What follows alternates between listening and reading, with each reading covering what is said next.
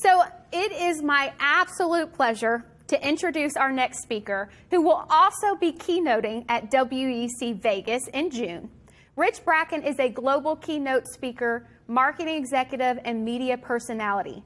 He routinely works with Global Association Fortune 200 companies and individuals across the country, looking to establish sustainable change and improvement in their approach to achieving their goals. And he, as I mentioned, he is going to be a speaker at WEC, but it will be a different presentation. So that means you're just going to have to come to Vegas in June. So Rich, thank you for being here, and I'll turn it over to you.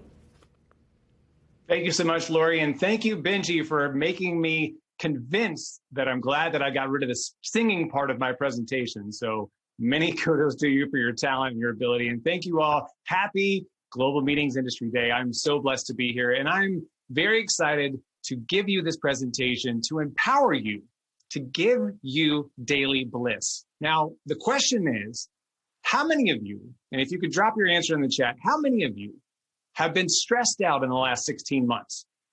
Just any time in the last 16 months? Probably yes, probably lots of yeses. Even before that, if you weren't stressed in the last 16 months, how about before that? Well, stress is a part of our daily routine, especially in our industry. Now, I will say that I have a unique perspective on this because I myself, in a former life, was an event planner. So I have empathy beyond comprehension for what you all have been going through over the last 16 months. And I want to talk to you today about making your life better. I was always told by my grandfather to leave people better than you found them. And that's my point for today. Now, as Lori said, I'm going to be in Vegas for WEC. I may have to get some singing lessons from Benji, and I'm going to try to hope to make your life better then as well. But when we think about stress in this industry, if you're not stressed out already, then statistically, you probably should be. Because as Forbes magazine ranked the top 5 most stressful careers, you'll notice one that's very, very close to home at the very last of at the bottom of the list.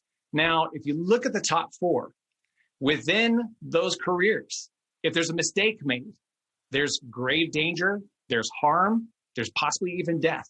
Now, you could probably also say, I'm sure some of you are saying to yourself, you know what, Rich? If something goes wrong in my career, somebody may get hurt too. But this it shouldn't be shocking to this group.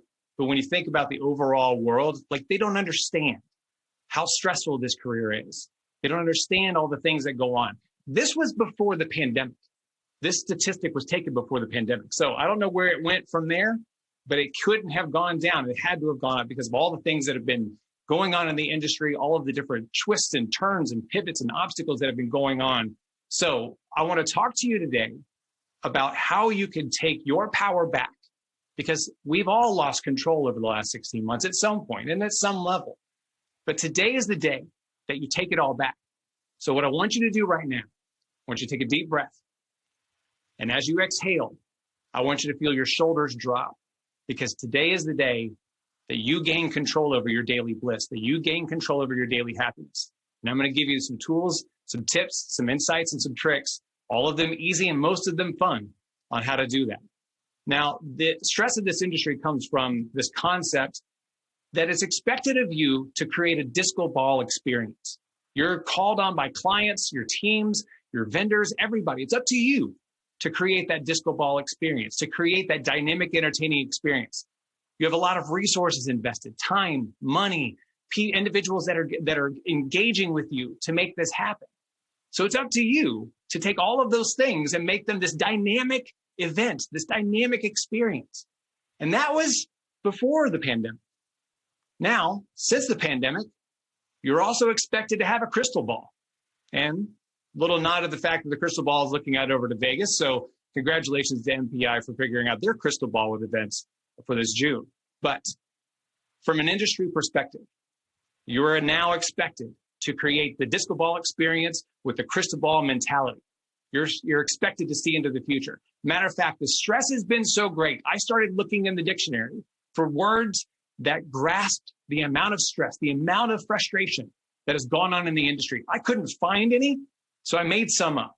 I created some words that are very relevant to this industry and the expectations that have been put upon you. The first one, Planvoyant. That's an event planner who can predict the future clearly, understanding when in-person events will come back 100%. That's your job, right? You're supposed to know these things. You're a planvoyant. You know when this is going to happen. Maybe you're a law consultant.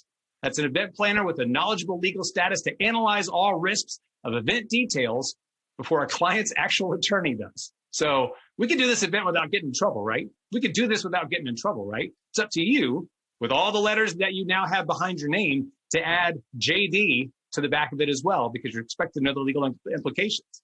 Maybe you're an eventist, and that is a rare but expected status of an event planner who doubles as a trained medical professional. You may also have some inside scoop from the CDC that no other industry professionals have. These are all expectations of you in the last 16 months. You're expected to know these things. Everybody's looking to you for the answers. And the other thing, you're expected to be immortal. That's not realistic. You're a human being. All of the expectations that you had prior to the pandemic, now that you have on top of you, even still, are weighing you down so greatly. And that's why today we strip away that immortal title. You are human. And no matter what goes on in the industry, no matter what goes on in the economy, no matter what goes on with health indications, it is up to you to take care of yourself. That's what we're here today to do. And I love the fact that I get to give you that power to be a good human, that power to take care of yourself, and that power to understand that you are trying your best and you're doing a great job. You really are. You need to be supportive of yourself and gracious of yourself to make sure that you are taking care of yourself throughout all of this. Now, I'm a big fan of quotes, motivational quotes. They're on my Instagram feed all the time. This one, when I was doing research on emotional intelligence, sang so true to me. And it is true that when we bring awareness to an emotion, you bring power to your life. It's really important that we embrace this topic, that we embrace emotional intelligence. It is the most universally applicable and most advantageous thing that you can do for yourself, is to understand your emotional intelligence. Now, the benefit of this is that your emotional intelligence, no matter where it is on the scale, can be improved versus your IQ, which unfortunately for people like me, hits a certain peak and stays there. But your EQ can be exercised like a muscle. You can train it, you can improve it, you can enhance it over time, every single minute of every single day. And so today I'm going to talk to you about what emotional intelligence is and how you could take that control back. Now, I'm a simpleton when explaining things. So to me, emotional intelligence is a dance. Now, I'm not a bad dancer. I've won a trophy before, but dancing is all about choreography. It's all about understanding your movements, and it's individually and also choreography. Now, sometimes events feel like they're a 3-year-old ballet recital. Somebody's going this way, somebody's over here, somebody's crying, something's going wrong. But then there are days that it feels like Beyonce's Formation video, that it's all together, that it all works out. That's what high emotional intelligence feels like, both for you and for your team, how you engage everybody, your clients, your vendors, everybody around you. Now, do you want to have the 3-year-old ballet recital, although it may be the cutest thing in the entire world? Or do you want to have the confidence of formation? I'm going to give you formation today, while also giving you the cuteness of the ballet recital. Now, there are several schools of thought of emotional intelligence. I've heard countless emotional intelligence presentations. Everybody has a different perspective on it. Again, keeping it simple, I find tremendous value in simplifying things.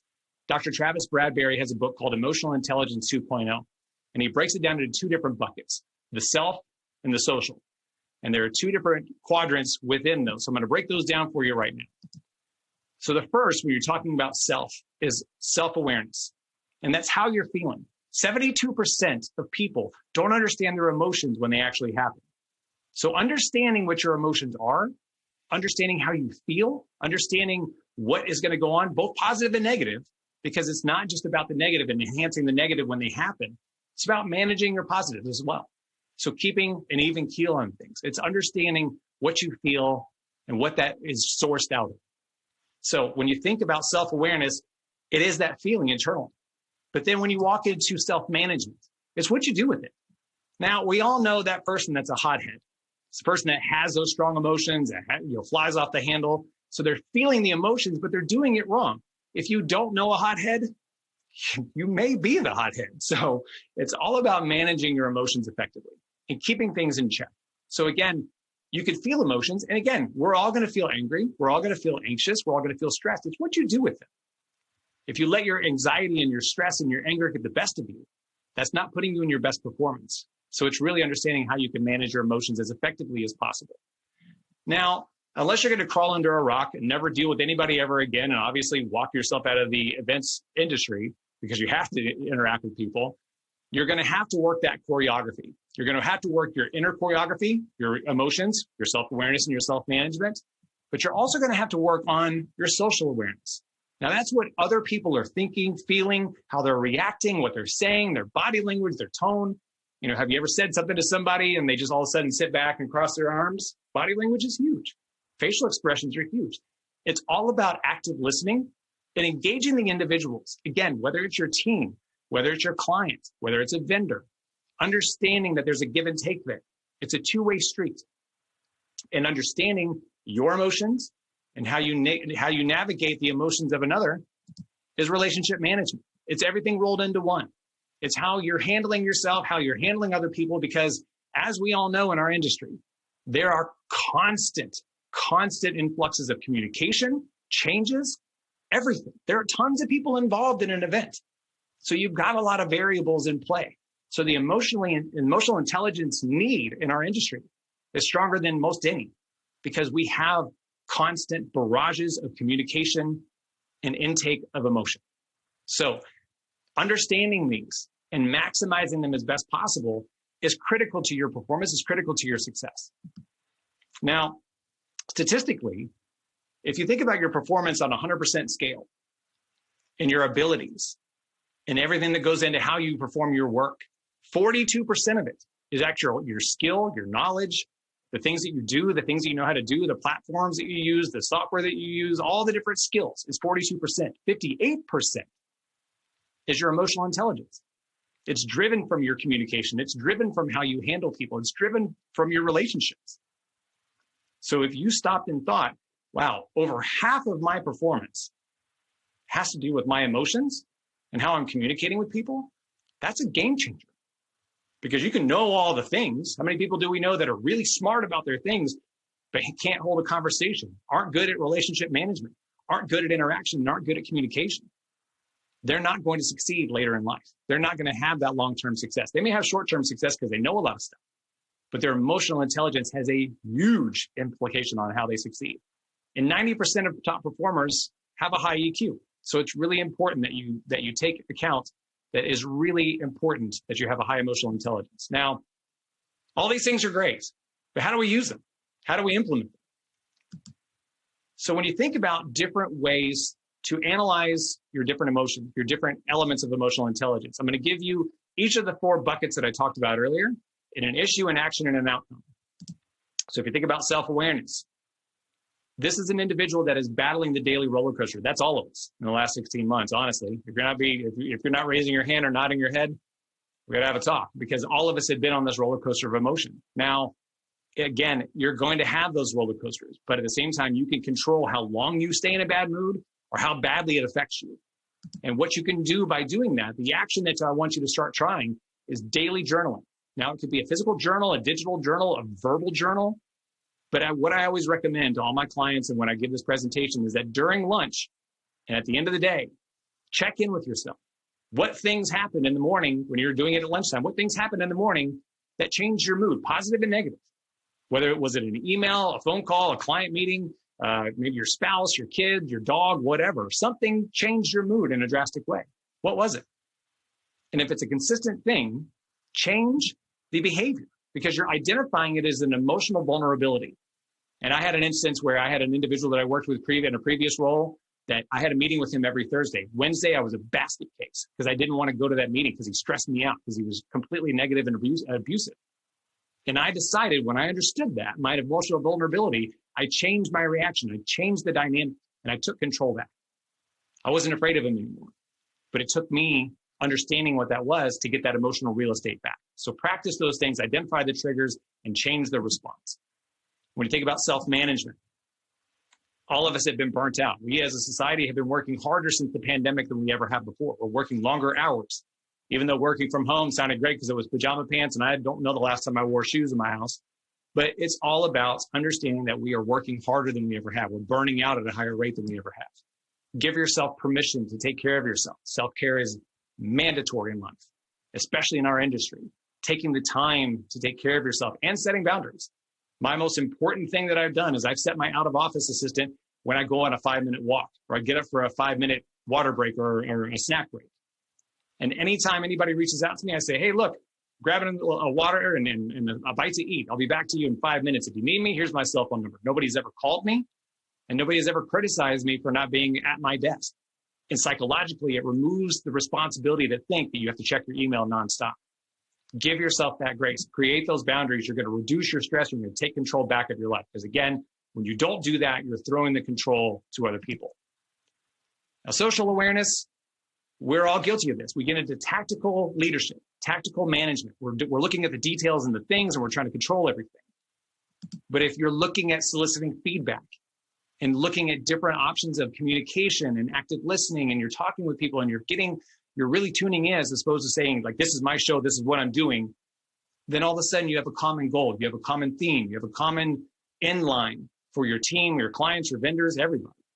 And you become a more effective leader because you've set that understanding that we're all working towards the same goal.